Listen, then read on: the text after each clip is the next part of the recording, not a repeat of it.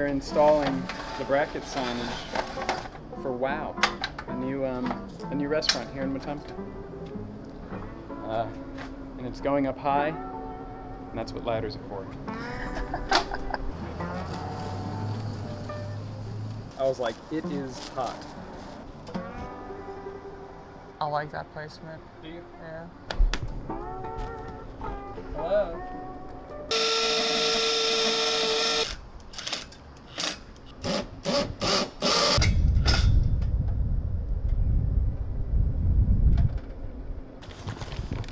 Well, we've got the bracket up there.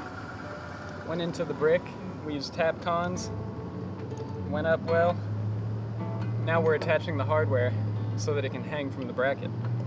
We made our sign out of 6mm max metal so that it's nice and thick and doesn't get thrown around by the wind. And we're just using some shackles as well as some chains that we have at the office for these kinds of jobs.